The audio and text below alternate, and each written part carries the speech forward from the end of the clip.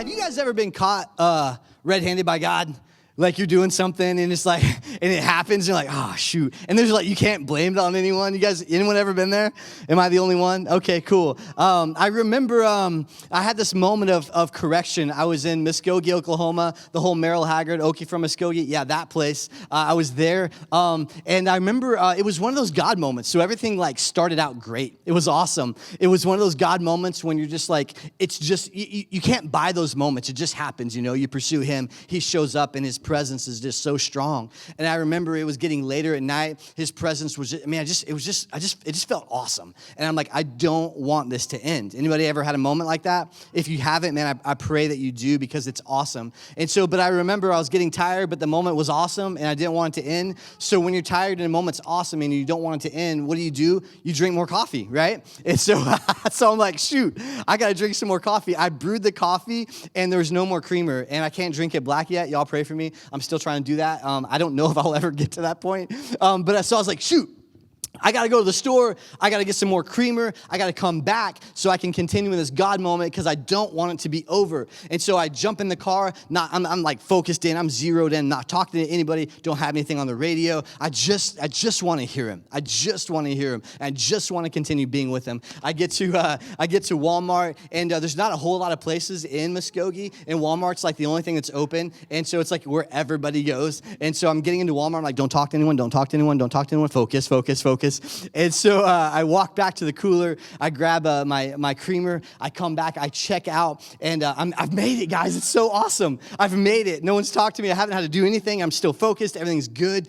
And I remember getting to the door, and I step forward. The sensor hits it, and it's like, it opens up, and I step out, and this car is driving by. All the windows are down. But his sound system is as loud as it possibly can go. And in that, the song that it was singing, I've never heard this song ever before. But the song that it's singing is this rap song. And it literally only just says, I'm screaming F. But it doesn't say that. I'm screaming F, y'all. I'm screaming F. I'm screaming F, y'all. That's the only thing that the song says. And in that moment, I'm like, are you serious? What? Come on. You're ruining my God buzz in the middle of this moment, right? You're ruining everything. And God just corrected me in that moment, and it was so loud on the inside of him, and it was just like one of those correction moments where it says, do not judge him. You're called to reach the unreachable, love the unlovable, and teach the unteachable. And I'm like, shoot. I'm sorry, God. You start backtracking like, oh, man, I'm so sorry. And so just to be clear, there's no one that's unlovable. There's no one that's unreachable. And there's no one that's unteachable. Those are oftentimes just stigmas that we have bought into and that we've listened to, voices that have spoken over our lives. And we just buy into it. I must be unlovable. I must be unteachable. I must be unreachable. And so that was a moment that like really kind of shifted and changed everything. And we were youth pastoring in Muskogee. And from that moment on, the whole student ministry just blew up, and it blew up with all these different kids from all the different walks of life, and it was crazy because I don't even know where they came from, and all of a sudden, like, there's these people, like, we're taking them home. We have these, we have a bus ministry or a van ministry, and I don't even know how. It just blows up. There's more people in the bus or in the van that should be. They would have gotten in trouble, and we're dropping these kids off, and they don't have windows in their homes. The mom's kids are molesting, mom's boyfriends.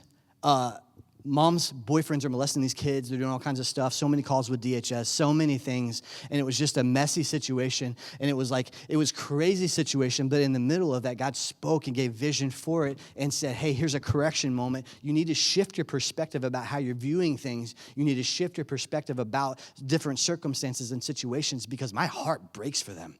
My heart hurts for them. I died on the cross for them. I didn't just die on the cross for the people that had it all together. I didn't just die on the cross for people that were all cleaned up and good. In fact, he said, hey, I didn't come for the people that had it all together. I came for the people that were messed up. I came for the people that were hurting. I came for the sick. I didn't come for the people that had it all together. And that's what God's really dealing with. That's what Jesus is dealing with in this parable that we're talking about today. And it's in Luke 6:46 through 49. Luke 6:46 through 49. And it's called the Good Samaritan. Who's ever heard the Good Samaritan story? If you haven't, it's okay. We're about to read it. But yeah, it's called the Good Samaritan, and that phrase has been used not only in the Christian industry, in the Christian world, but that phrase has kind of bled over into like even the secular world, if you will. And so it's like, oh, that's a Good Samaritan. They did something good for someone, and so that's kind of what Jesus is talking about here, and it's a powerful story. And so let's go ahead and jump in. This is Luke 6:46 through 49. I'm going to go ahead and read this whole text. And behold, a lawyer stood up to put him to the test.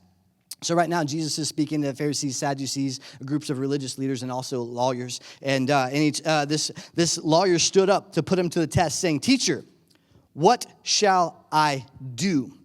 What shall I do? What shall I do? What shall I do to inherit eternal life?" He said to them, "What is written in the law? How do you read it?" And the lawyer answered and said to him, "You shall love the Lord your God with all of your heart, with all of your soul, with all of your strength, and with all of your mind. And you shall love your neighbor as yourself." And he said to him, "You've answered well, or you've answered correctly. Do this, and you will live." But he, desiring to justify himself, said to Jesus, "Who then is my neighbor?" Jesus replied, "Here we go. A man was going down from Jerusalem to Jericho, and he fell among robbers who stripped him and beat him and departed, leaving him half dead. Now, by chance," everybody shout, "by chance," "a priest was going down the road, and when he saw him, he passed by on the other side. So likewise, a Levite, when he came to that place, saw him, passed by on the other side. But a Samaritan, as he journeyed, came to where he was, and when he saw him, he had compassion. He went to him, bound up his wounds, pouring oil and wine on them. Then he set him on his own animal and brought him to an inn and took care of him. And the next day he took out 2 denarii and gave them to the innkeeper, saying, 'Take care of him, and whatever more you spend, I will repay you when I come back.' Which of these do you think proved to be a neighbor to the man who fell among the robbers?" He said, "The one who showed him mercy." And Jesus said to him, You go and do likewise." There's a handful of things that really stood out to me, and I want to hit them really quick. And so let's hit Luke 6:27 really quick. And he answered, "You shall love the Lord your God with all of your heart and with all of your soul and with all of your strength and with all of your mind, and your neighbor as yourself." He said to him, "You have answered correctly. Do this and you will live." This leapt off the page to me as I was writing out the stuff and as I was praying and I was seeking God on this. He says, you can have all the right answers, but still have the wrong heart. That's hitting me, guys. You can have all the right answers, but still have the wrong heart.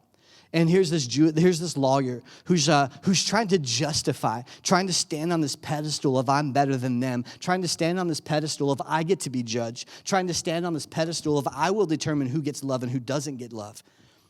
And this lawyer is looking for justification from Jesus that how he's responding is completely okay. And Jesus is like, I'm not playing this game. This is not okay.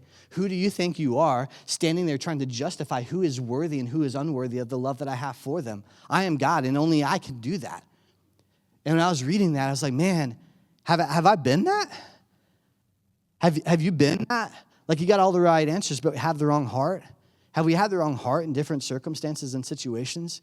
Have we gone to God just trying to get him to justify, God, that person cussed me out. Seriously, you don't do that to me. You don't do that to Ryan. Ryan gonna get you back. No. And so we start justifying the things that have been done, and we start justifying who we think is worthy of the love of God. I don't see that in the Bible. I see John 3:16. For God so loved the world. The world. Not a certain select group of people. There's no fine print of the people that were cute, the people that are awesome, the people that are athletic, the people that have the resources, the people that have the finances, the people that are born on the right side of the track, the people that always pray before the meal. There's no fine print in that. Jesus said, God so loved the world that he gave his only begotten son. The world, the world, the world. The love of God isn't... God doesn't just do love. He is love. It oozes out of him. And his love is for every person, every single person. But sometimes, like, that's challenging, man. Sometimes that's hard. Sometimes, like, we get uncomfortable with certain people, right? Sometimes we show up at a certain spot and it's like, oh, man, I don't connect real well with that person, so I'm going to pull away from that person, and I'm not going to have a relationship with that person because we're just not here right now, all right? And so we pull away from it. But, the Bible talks about that you're a light of the world, a city set on a hill that cannot be hidden. The Bible talks about that you and I, man, we're a living epistle read and known by all men. You are the only Jesus that some people are going to see. This religious leader seeking to justify himself. Yeah, I got all the right answers, but do I have the right heart? And Jesus, in the middle of this whole thing, is dealing with the right heart. He's dealing with the right heart. Let's go on to that next point, number 2. Luke 6:29. Luke 6:29. This is the second thing that really leapt off the page for me. But he, and we just kind of hit this, desiring to justify himself, said to Jesus, "And who is my neighbor?" Who is my neighbor? This phrase really leapt off the page to me, and it's really something that's kind of wrecking me, is that whenever you and I have encountered a love beyond reason, we have no reason not to love. Whenever you and I have encountered a love beyond reason, we can have no reason not to love. Guys, I've experienced a love beyond my reason. There's absolutely no reason that Jesus loves me. There's absolutely no reason that God loves me. I haven't done anything to earn it. That's one of the reasons why we sang that song. It's like there's nothing I could do to earn it. Like I didn't do any of it. Like it should have been my place. It should have been me. It should have been you, right? Like we can't do anything to earn it. And we have experienced a love beyond reason.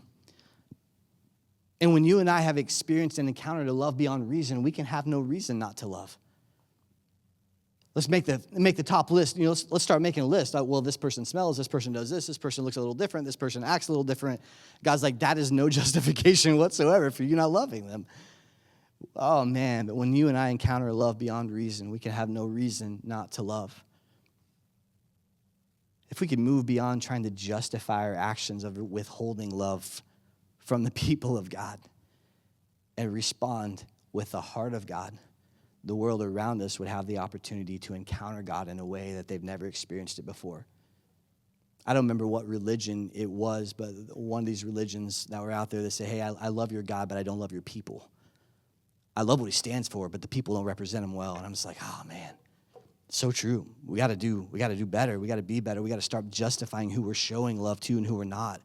And Jesus is wrecking their world, and he's wrecking my world. Because I'm uncomfortable with people who make me uncomfortable. Anybody else real? Yeah. Number 3.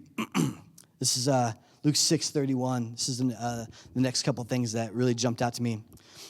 Now by chance, a priest who was going down the road, and when he saw him, he passed by on the other side. So likewise, a Levite, when he came to that place, saw him and passed by on the other side. This is heartbreaking. Because this essentially would have been the pastors of the day. The priest is the one who represented the people to God. He would do the sacrifices. He was there. His whole reason to exist was really to bring people closer to God. And he was basically essentially a pastor. And then you have the Levite was essentially someone who was like let's call him he was like a church worker. He would be there to serve. He would be there to be involved within the church and be there pointing and helping people, encouraging them and inspiring and really just being a light to them to show them and to reflect what God was supposed to look like and how the relationship was supposed to look like with God, and that was his job. And sometimes as a Levite, they would actually act as security, which is kind of crazy. I learned that this week. I did not know that. But anyways, you have this pastor essentially. You have a Levite and you have a priest. You have a priest and you have a Levite. And they show up and they see the person. It wasn't like they just stumbled upon. Oh shoot! No, they saw him in a distance. And in seeing him in a distance, instead of running to help him, they go to the other side to avoid him. Instead of running to help this guy, they go to the other side to avoid this guy. Come on, let's be real. Are we avoiding people in our life? I'm not going to go that hallway. I'm going to go over here because I know they're not going to be there. Have we changed the way that we move? Have we changed the way that we would travel? Have we changed our lifestyle in order to not have to see certain people because they make us uncomfortable or they're a little messy or they're hurting? This Levite and this priest, man, they see him and they completely avoid him. I think sometimes as a church, capital C, not necessarily Momentum, but capital C church, I think we see the messiness of people's reality, and we do everything we can to avoid it because it costs us something. It's challenging. It makes me uncomfortable. It's difficult. It's a challenge. That's not who I am. It's not how I think. That's not the way I smell. It's not the way I look. That's not how I do things. It's not how I do all that. Another thing that really stood out to me is that the priest and the Levite, they were all alone when this happened. And the question that really rose to the surface in my heart is, who are you when no one else is looking? Man, who are you when no one else is looking? The priest was all by himself. Who was he when no one else was looking? He avoided it. Were there real reasons? Yeah, there were some excuses. If he would have went and, knelt down and helped that guy, he would have been unclean and he wouldn't have been able to serve. There's that aspect of it. There's an aspect of fear because of the robbery and all those different things. And it could have been a setup. And yeah, there was an excuse. There was a couple of excuses that did actually kind of play out. But when we're so consumed with doing the things of God that we miss the people of God, then we're really just missing the whole thing. But who are we? Who are we when no one else is looking? Who was the priest when no one else was looking? No one saw him, and he completely avoided it. The Levite, no one saw him, completely went out of his way to avoid it. Who are we? Who are you? Who am I? Like in the middle of those moments of being alone. It's character. And we talked about it again just a second ago. You can know all the right things, but you may not have the right heart. Like what's the character? Where are we at right here? And I just wrote down just a couple of things. Who in our lives are we avoiding every day because we're too busy? This guy was going from one direction, going to another direction. He was going someplace. And you and I are going someplace all the time, right? Like our life is always busy, busy, busy, busy. We're going someplace. But man, who are we avoiding because we're too busy? I believe with all of our heart, it uses this term by chance. There's nothing by chance. God's sovereign. God leads us, guides us, and directs us. We're exactly where we are whenever we're there because that's where God wants us to be. He's incredible. He's phenomenal. And it uses the term by chance. I would argue that we're never someplace by chance. I believe that we're there because God wants us to be there. But by chance, this guy was there. God divinely orchestrated his steps to be there, but he avoided it. Like who in your life and who in my life has God divinely put in our lives that we're just completely avoiding? Man, it's hard. It's messy. Who are we avoiding every single day because we're too busy?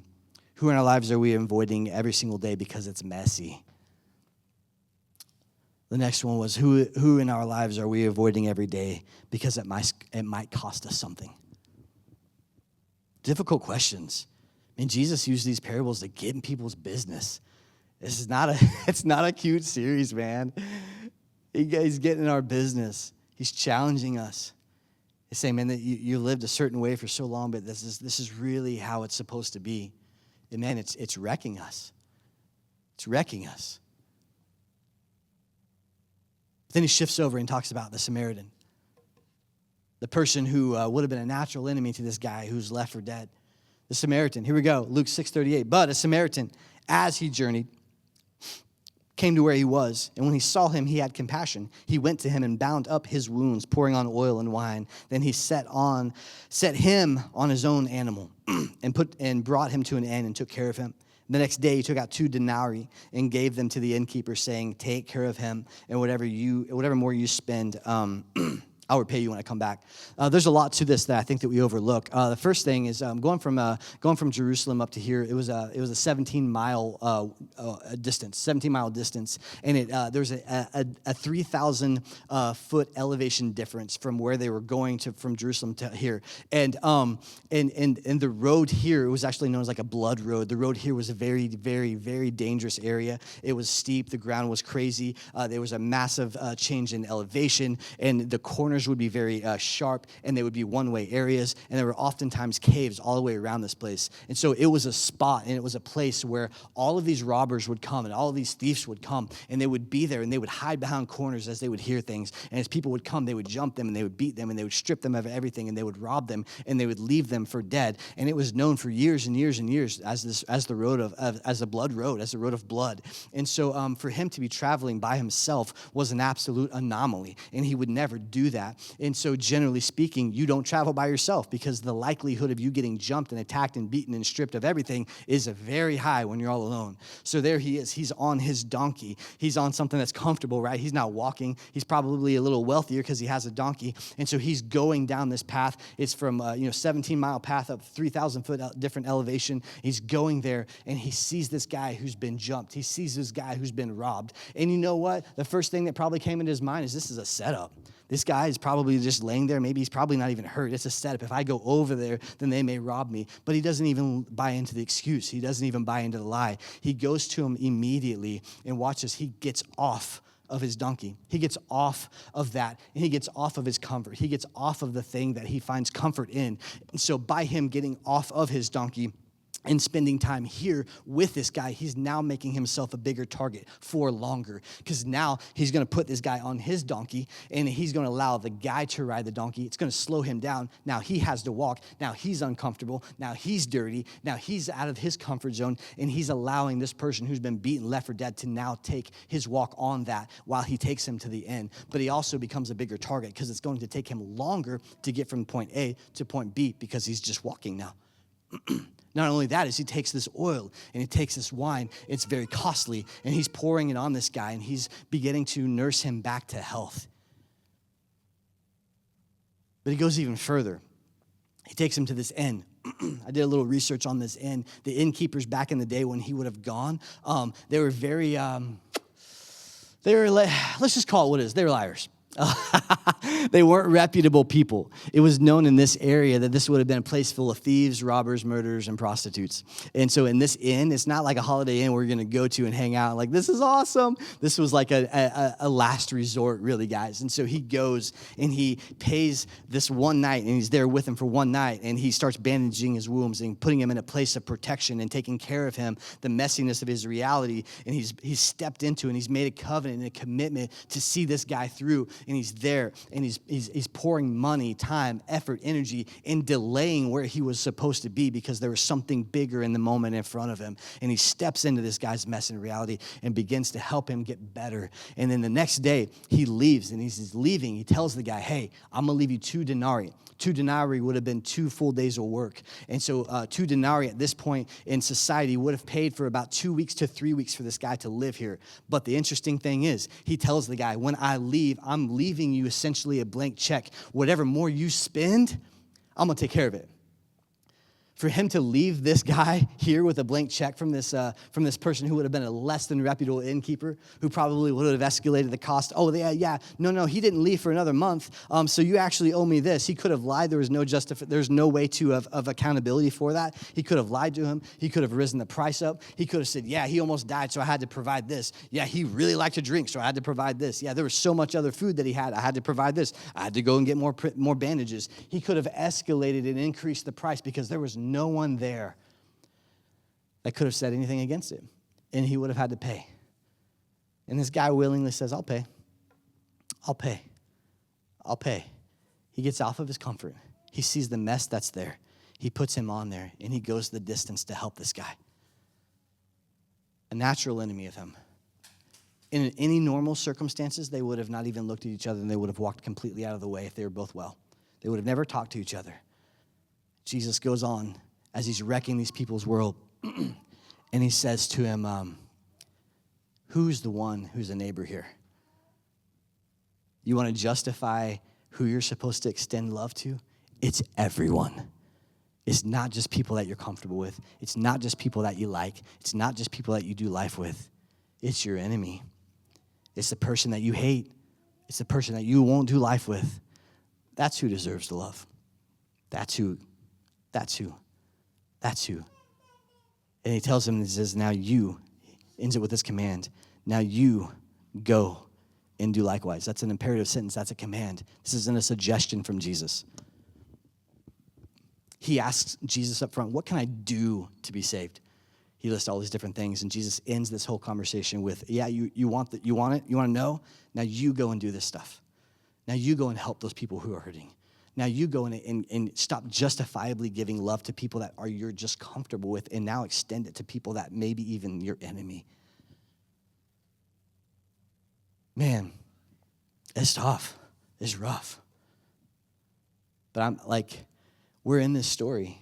I'm in this story. You're in this story. Every single one of us, we're either the priest, we're either the Levite, we're either the Samaritan, or we're the person that's broken, or maybe we're even the innkeeper. I don't know. I don't know where you are. I don't know where I am. But let's go ahead and wrap up, because I want to circle back around to that statement. We can know all the right things to do. We can have all the right answers, but we can still have the wrong heart.